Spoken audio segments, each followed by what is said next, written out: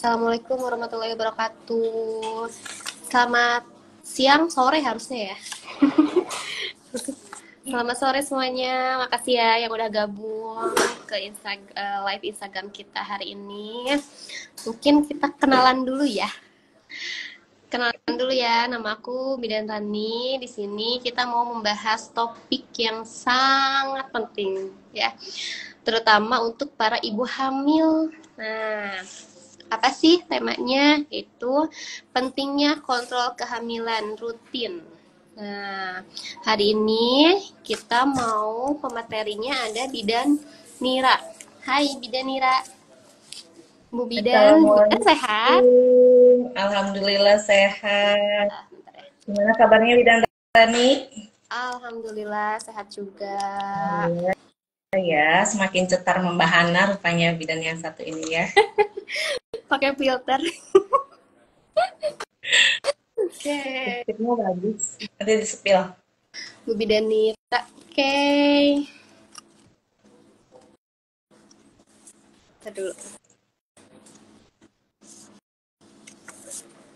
Kita mulai aja mungkin ya untuk mulai pemateri pertama. Di sini kan temanya kita akan membahas pentingnya kontrol kehamilan. Nih, untuk Ya, pertanyaan ada pertanyaan nih yang udah kita kumpulkan. Bu Bidan, ya. kenapa sih kontrol kehamilan rutin itu bagi ibu bayi? Bentar nih. Mengapa kontrol kehamilan rutin penting bagi ibu dan bayi? Kontrol kehamilan itu penting ya, sangat penting gitu bagi apa ibu sama bayinya gitu.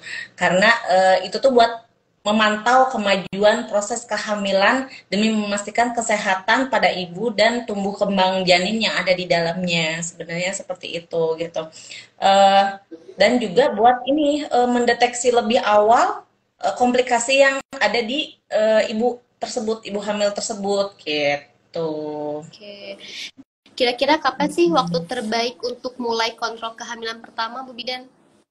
Waktu yang terbaik itu pas pertama kontrol ya, pas pertama kontrol itu biasanya dilakukan segera segera setelah mengetahui dirinya hamil ya.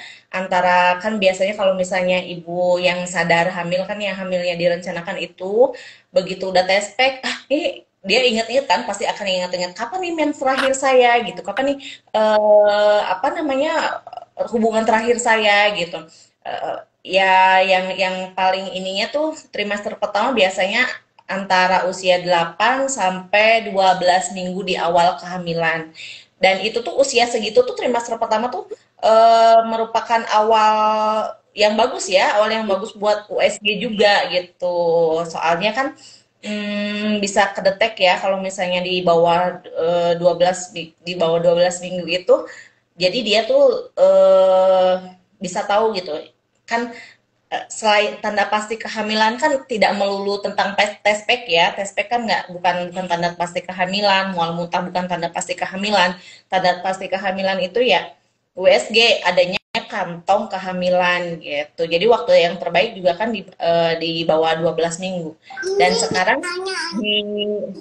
di bidan medika itu eh apa USG trimester pertama dan satu kali di trimester ketiga itu di cover BPJS Bidan Rani. Oh iya, enak ya.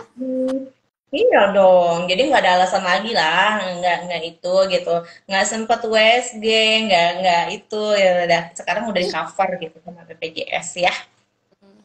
Oke, nah berarti ibu-ibu hamil terutama ya, apalagi yang sudah merencanakan kehamilan, kalau udah tahu telat, terus tes speknya positif, langsung segera ya periksa ya, jangan ditunda-tunda. Biar kebaik Wah, tuh ya, yang jatah dari BPJS untuk USG ya nggak?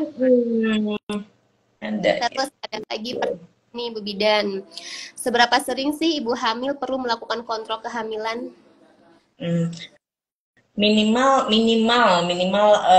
pada saat dia hamil itu 6 kali kontrol kehamilan. Terus 2 kali biasanya 2 kali itu di dokter ya, yaitu trimester 1 dan pada saat ANC kelima, awal dari trimester ketiga gitu.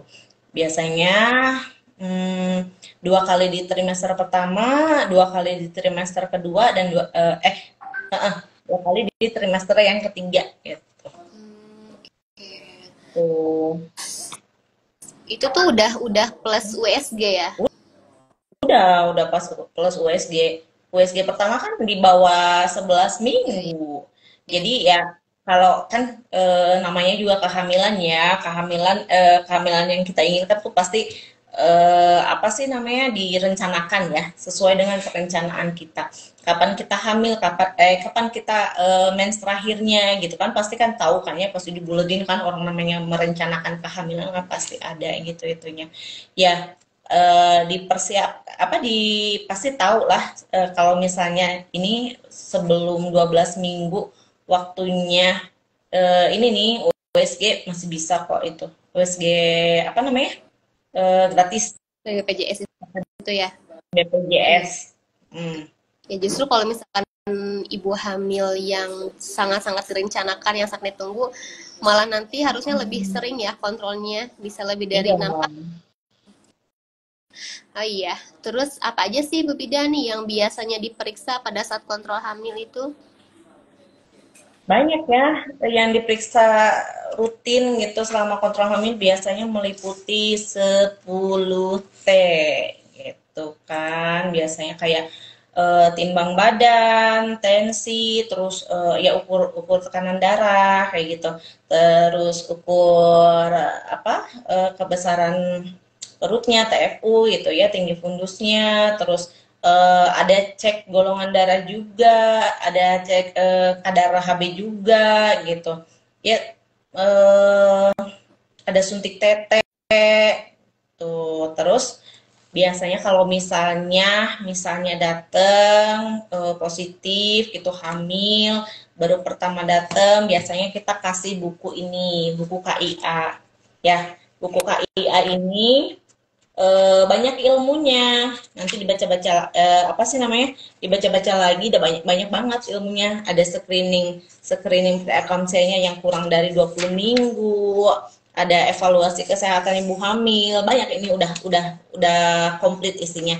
Dan buku ini tuh dipakai sampai usia Dede 5 tahun gitu. Oke Bu Bidan. Terus ini nih yang sangat paling penting ya.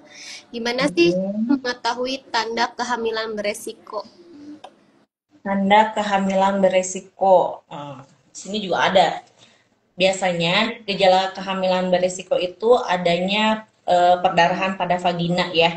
Karena kita tahu kalau misalnya ibu hamil itu tidak menstruasi. Nah, kalau misalnya ada perdarahan ada keluar darah dari vagina, itu namanya perdarahan. Terus keluar cairan keputihan yang berbau nggak sedap gitu, yang berlebihan gitu ya, udah mau baunya enggak banget gitu, warnanya juga hijau atau kuning gitu.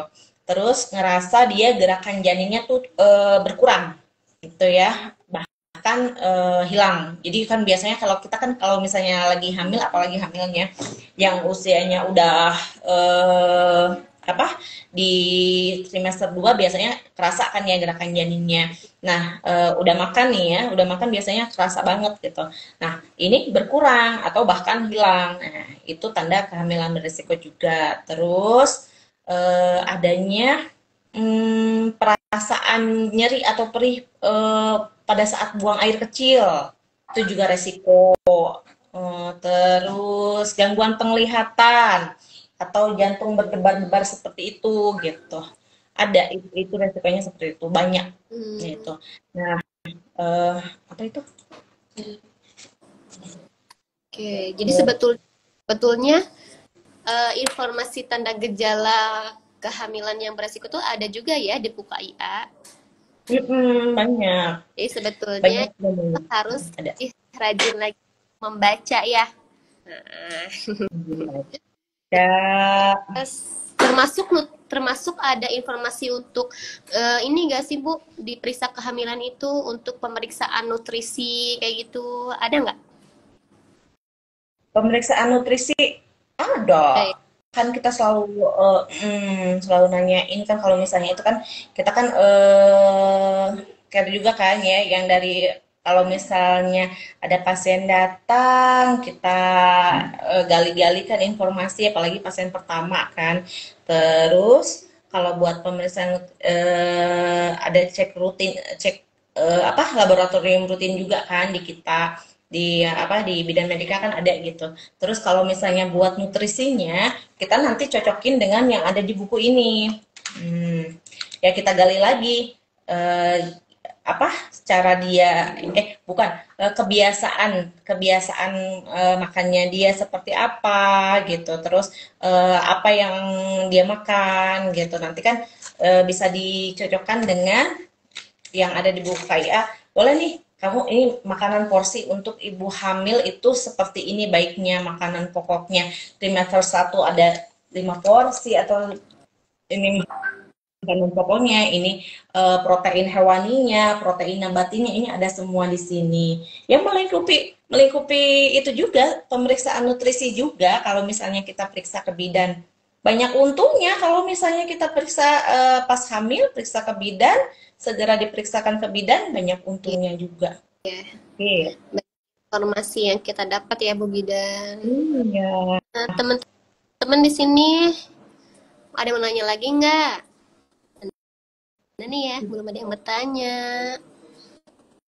Terus ada yang nanya tuh, Hmm. USG Terus rutin ya.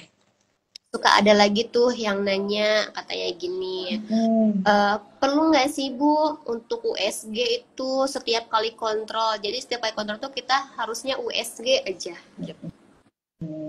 Sebenarnya sih kalau misalnya sebaiknya gitu ya secara umum pemeriksaan USG yang disarankan buat ibu hamil itu sebanyak 3 kali aja ya. Satu di trimester pertama, kedua di trimester kedua, ketiganya di trimester ketiga. Yang trimester pertama itu 1 kali buat apa sih Bu Bidan? Biasanya buat menentukan apakah dia hamil atau tidak, ada kantung kehamilannya kah atau tidak gitu. Yang di trimester kedua menentukan ya apa sih kelainan-kelainan yang lainnya gitu. Misalnya posisi bayinya gitu, posisi bayinya terus atau ketubannya cukup atau tidak, plasentanya di anterior atau posterior atau menutupi jalan lahir atau tidak gitu. Lalu di trimester ketiga 1 kalinya itu buat menentukan dia apakah dia udah masuk panggul atau belum gitu. Terus ya plasentanya apakah ada pengapuran atau tidak gitu. 3 kali aja sebenarnya. Jadi sebetulnya untuk pemeriksaan USG itu nggak harus setiap bulan atau setiap kontrol ya, Ya, gitu. Yang penting mah di minimalnya 3 kali itu ya Bu ya. 3 kali. Terus ini Bu, suka ada lagi pertanyaan. Kadang kalau apalagi ibu hamil pertama, anak pertama, atau misalkan kadang suka ada juga ibu hamil yang udah usianya udah di atas resiko tinggi. Itu suka banyak pertanyaan. Gimana sih cara mengelola kecemasan selama hamil? Nah, gitu. Karena kan pasti banyak kecemasan ya, yang anak pertama, duh saya belum tahu nih gitu kan. Gimana Mm-mm. kehamilan itu kita harus apa aja, atau misalkan yang udah beresiko udah usianya di atas resiko tinggi kadang suka ketakutan, aduh gimana ya saya ini lagi hamil usia udah misalkan udah masuk 40. Nah itu gimana untuk mengelola kecemasannya? Biasanya kita kita lihat dulu ya cemasnya itu karena apa? Oh. Karena apa sih namanya terlalu yang banyak pikiran negatif kah gitu ya karena pikiran negatif itu kan jadinya stres ya stres tuh dengan pikiran yang stres itu tubuh kita tuh akan memicu produksi kortisol yang berlebihan. Iya. Nah, kortisol yang berlebihan itu dia itu akan mengakibatkan penurunan pertumbuhan pada plasenta. Akibatnya apa? plasenta yang ada di ibu hamil itu stres akan lebih kecil ukurannya gitu daripada yang seharusnya gitu. Nah, lebih baik jangan stres gitu ya. Jadi kalau misalnya stresnya itu karena apa dulu? Misalnya karena ini kehamilan yang ketiga misalnya, kehamilan yang ketiga. Itu si adek belum begini, si kakaknya belum begitu. Nah, pilah dulu, daftar dulu prioritasnya yang dapat membantu ibu untuk menyelesaikan apa aja dulu yang harus diselesaikan gitu. Didaftar dulu gitu. Terus rutin olahraga ya, pemanasan ringan aja, nggak usah yang gimana-gimana gitu, pemanasan ringan, eh, ngejaga si apa namanya si tubuhnya tetap ini gitu, tetap apa, tetap fresh gitu ya, biar relax gitu. Terus fokus aja lah yang di kegiatan yang dijalani gitu, positive thinking aja gitu. Jadi jangan jangan biasanya kan kalau misalnya orang-orang dengerin ya, terlalu dengerin apa kata tetangga kan Nah, biasanya kan bener. bikin stres ya. Nah, kata tetangganya, ih, jangan-jangan makan udang, cina nanti itunya bungkuk, bayinya bungkuk. Alah, makanya saya main makan udang wae. Ah, stres itu. Padahal udang teh bagusnya, asal tidak berlebihan gitu. Gitu. Terus eh, konsumsi makanan sehat, tetap konsumsi makanan sehat. Mm-mm. Hindari hindari minuman yang berkafein. Terus kasih waktu buat diri sendiri. Oke. Ini ada yang nanya nih Bu, dari Ibu Rini Isabella. Nah, Bu Bidan, saya udah umur 40, anak sudah 3, sesar semua. Masih bisa hamil lagi kah? Dan Ibu Rini, baik Ibu Rini. Sebenarnya umur 40 sudah 3 kali sesar semua, masih bisa hamil nggak? Yang namanya perempuan di usia subur dan masih punya suami tidak ber-KB, pasti hamil. Kecuali kecuali kalau misalnya dia tidak ber-KB-nya karena udah menopause 5 tahun, tidak ber-KB, yang nggak akan hamil. Tapi kalau misalnya masih pasangan usia subur, itu umur 40 tahun masih pasangan usia subur itu. Jadi disarankan ber-KB kalau misalnya tidak ingin hamil lagi atau menunda ya. KB aja dulu ya Bu Rini ya. jadi itu ya Bu Rini. Jadi masih bisa hamil kalau masih subur gitu. Hanya mungkin kalau anaknya sudah 3, terus riwayat sesar semua, berarti ada resiko tinggi ya. Tinggi Nah, sekali. gimana Bu Rini? Ada Terus lagi? Nah, ini ada lagi nih dari Pak Anjara. Nah, Bu Bidan, apa betul jika setelah persalinan sesar, untuk persalinan selanjutnya harus sesar juga? Nah, gimana tuh Bu Bidan? kan sekarang kita ada nih apa namanya yang lagi tren banget ya VBSI kayak kayak gitu kan ya. Nah, bisa bisa normal asal dilakukan di rumah sakit. Lalu keduanya itu rutin kontrol, kontrol. Terus si apa jarak kehamilannya itu harus lebih dari 2 tahun. Kemudian bayi yang dikandungnya ini harus ini di bawah 3 kilo, bukan 3 kilo, di bawah 3,5 gitu. Sip, jadi sebetulnya bisa aja ya, dan tergantung Nah, kondisinya. Tadi ada di sini, tadi ada di sini, sekarang ada di situ ya. Oke, jadi sebetulnya bisa aja ya bisa untuk bisa persalinan normal ya. normal, cuman mungkin dilihat Hmm, dilihat lagi nanti hasil akhirnya ya. ya, yang penting itu rutin kontrolnya itu loh. Betul. Rutin kontrol. Kalau misalkan ternyata ada penyulit ya bisa lahiran normal, sesar lagi, gitu ya. Nah, oke. Selanjutnya nih ada pertanyaan lagi. Nah, apa sih Bu Bidan yang harus dilakukan jika terjadi komplikasi saat hamil? Komplikasi apa nih? Mungkin Komplikasi. Ah, resiko tinggi ya, komplikasi itu resiko tinggi. Langkah awalnya itu kalau misalnya saat kita hamil dengan resiko yang tinggi itu biasanya konsultasi dengan nakes ya, dengan Bu Bidan dulu ya, Bu Bidan yang Medika Antapani ya. Di situ konsultasi aja dulu, jadi tiap kontrol selalu kita konsultasi. Kalau misalnya kita ada apa namanya, komplikasinya jauh nih ya, lebih ini, maka kita akan rujuk ke DSOG ya, ke dokter kandungan gitu. Dengan kayak gitu kan kita juga nakes bisa memantau, jadi mempertimbangkan kondisi ibu hamil sama janinnya secara berkala gitu, buat meminimalisir resiko gangguan kesehatan yang berikutnya terjadi gitu. ini tuh ada pertanyaan lagi. Sebetulnya pertanyaannya hampir Mm-mm. sama kayak yang tadi, bagaimana cara mengelola kecemasan selama kehamilan. Hanya di sini pertanyaannya lebih ke bagaimana cara menjaga kesehatan mental selama hamil, Bu Bidan. Menjaga kesehatan mental dengan apa saat hamil ya, biasanya komunikasi dengan baik ya. Komunikasi dengan baik itu bisa dimulai dari awal kehamilan, atau kalau misalnya paling telat-telat banget sih itu Ibu Rini Isabella siap nuhun, iya sama-sama. Anjara Aulia, Ya, terima kasih jawabannya Bu, sama-sama, semoga membantu. Ya, lanjut lagi, cara menjaga kesehatan mental saat hamil itu komunikasi dengan bayinya itu penting banget ya.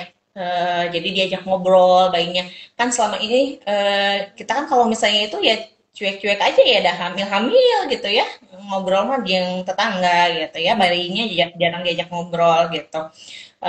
Terus konsumsi makanan yang bergizi penting juga gitu kan, olahraga tetap penting, terus istirahat yang cukup, terus bersikap terbuka dengan nakes, ibu bidan, dokter, atau pasangannya gitu. Jadi jangan dipendam sendiri, nggak ada gunanya Bu dipendam sendiri, capek sendiri udah mau bawa-bawa perut.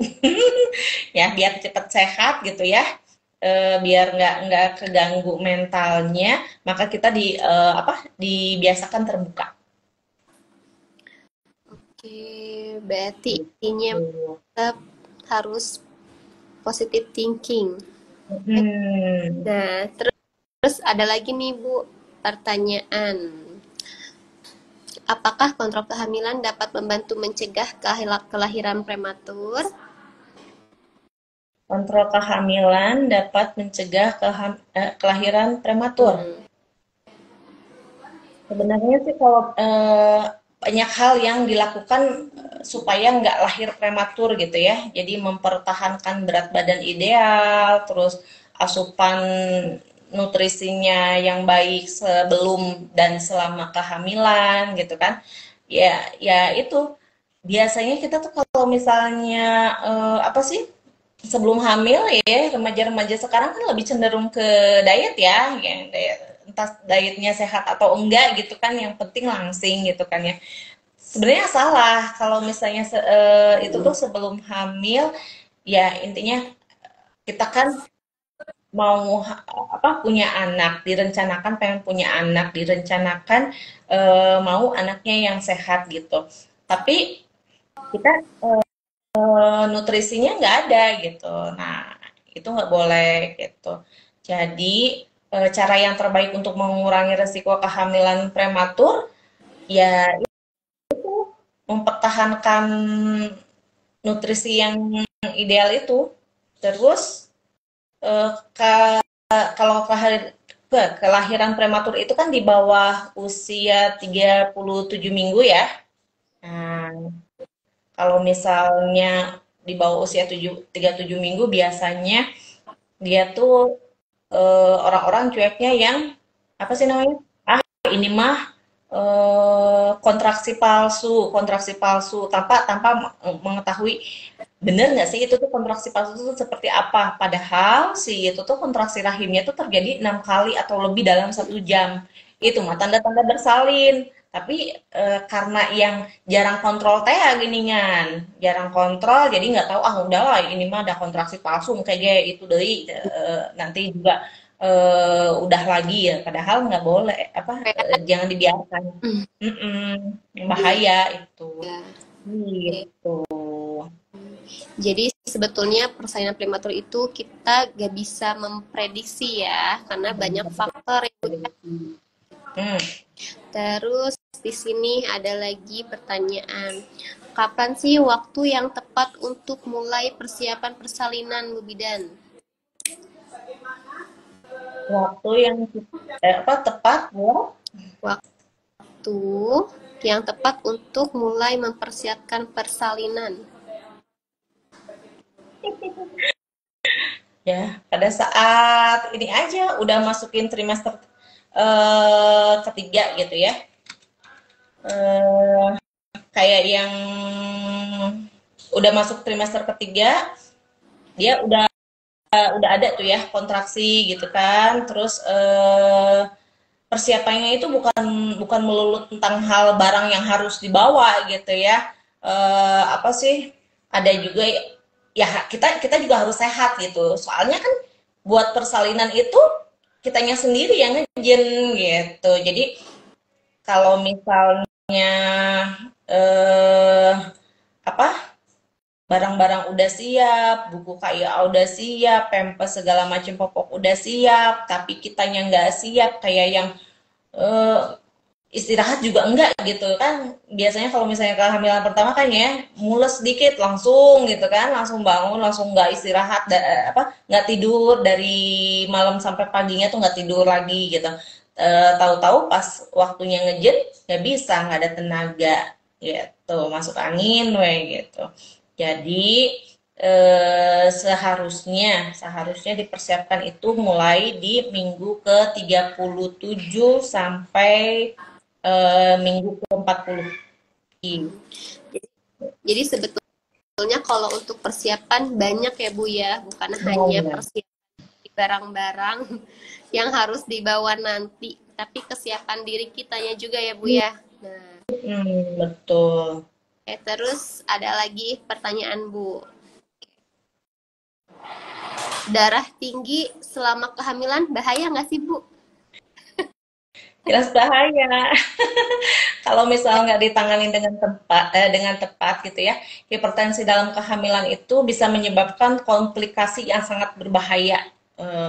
Kayak contohnya lepasnya plasenta sebelum persalinan gitu kan, terus kejang-kejang, terus ya hingga kematian ibu dan janin sih. Nah, jadi ya itu pentingnya kontrol kontrol kehamilan rutin tuh ya seperti itu. Jadi dikontrol semuanya, nggak tensinya, berat badannya, nutrisinya, HB-nya gitu ya. Termasuk ya ini ya tensinya juga gitu. Terus tensi yang berbahaya buat ibu hamil itu biasanya di angka 140/90. Itu ibu hamil waspada ya. Meskipun kadang-kadang banyak nih yang datang ke sini tuh dabu biasanya mah enggak biasanya normal. Iya, Ya, biasanya. Nah, kalau misalnya saat sebelum hamil itu dia tensinya normal, ketika hamil dia tensinya naik, biasanya 100. Sekarang hamil jadi 140/90. Nah, itu udah masuknya hipertensi dalam kehamilan. Gitu. ya, Berarti bahaya banget ya. hipertensi itu bahaya banget ya Bu ya, dapat beresiko sana kemari ya. Makanya benar Iya. banget untuk kontrol kehamilan. Nah, ibu-ibu jadi harus kontrol ya, jangan jangan udah dijadwalkan tapi nggak dapet Betul. tahuan ya. Kalau misalkan Jangan. ada indikasi. Karena kalau misalkan kontrol kehamilan rutin, nanti kalau misalkan ibu bidannya tahu ada apa memicu komplikasi, indikasi, kita pasti bakal pemeriksaan penunjang ya. Penanganan selanjutnya, iya. Ada Oke. penanganan. Oke, ada pertanyaan lagi nih. Apakah kontrol kehamilan mencakup edukasi tentang persiapan menyusui? Persiapan menyusui di edukasi apa kontrol kehamilan Kontrol kehamilan. biasanya ada di trimester ketiga ya persiapan persalinan itu Ya, biasanya kan kalau misalnya persalinan normal di kita itu selalu IMD kan ya bidan Rani ya soalnya pakai IMD. Nah langkah-langkah untuk apa namanya IMD dan menyusui berikutnya itu nanti kita beritahukan gitu kita. oke. Mm-mm. Nih ada lagi pertanyaan pertanyaan terakhir katanya Bu. Ya. Apa saja yang harus dipersiapkan sebelum menghadiri sesi Apa? kontrol? Apa saja yang harus dipersiapkan Oh, sebelum menghadiri sesi kontrol? sebelum ya, biasanya kita sebelum apa kontrol kehamilan gitu kan ya biasanya jangan lupa bawa kartu berobat atau kartu BPJS-nya ya karena periksa di kita kan bisa pakai BPJS ya. Terus kalau misalnya nggak ada kartu BPJS-nya difotokan aja atau pakai fotokopi KTP gitu ya. Terus apalagi buku pinknya kalau yang punya buku pinknya gitu diituin di apa dibawa gitu.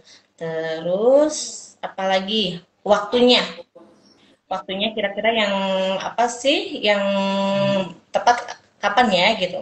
Maksudnya ketika ibunya nggak sibuk, ketika bapaknya nyalse gitu kan, boleh. Jadi kalau kontrol kehamilan tuh sebaiknya kan dua orang ya, ibu dan suaminya gitu ya harus kontrol bareng gitu.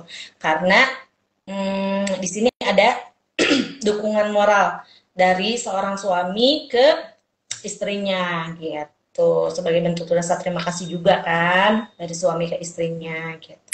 Terus pakai baju yang nyaman ya. Terus apalagi? Udah kayaknya bidan Rani. Kayaknya.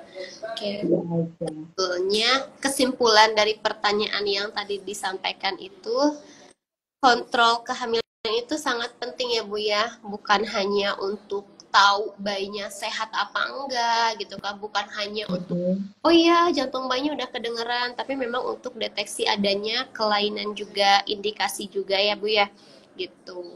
Oke, sip. Aduh Bu Bidan sepertinya sinyalnya nge-lag ya. Oke, Iya. Aduh. Mm-mm. gimana teman-teman Medika semuanya? Apakah ada yang tanyakan lagi? Ayo yuk, semangat bertanya. Ayo dong yang rajin. Terus jangan lupa juga ya buku KIA-nya kalau udah dikasih, kalau udah punya buku KIA harus dibaca ya, karena di sana banyak banget ilmu untuk ibu Ini hamil ya. hanya Pakai sampai nanti persalinan, punya anak imunisasi sampai usia 5 tahun. mm-mm. Nah, Ada di sini kan ada identitas ibu sama suami ya. Terus ini raport kesehatan apa namanya raport kehamilan ibu ya selama hamil gitu kan nanti kan kita catat di sini gitu. Nah buku ini tuh dibawa kemanapun saat ibu periksa. Misalnya kalau misalnya enggak ke bidan medika juga boleh pas saat periksa di puskesmas atau di dokter kandungan boleh ya dibawa buku ininya. Karena ini tuh merupakan alat komunikasi kita sesama nakes gitu. jadi harus dibawa buku Harus KIA-nya. dibawa Mari semuanya. Nah, begitupun ya. mm-mm. Kalau Nah, pas ini pas jadwalnya Dede imunisasi ada juga kan di sini. Jadi nggak perlu apa Dedenya udah lahiran ganti lagi buku nggak usah. Dan di sini juga ada. Ada ininya. Ada jadwal kontrol imunisasi apa dasarnya gitu yang wajibnya ada di sini semua. Ini halaman berapa ya?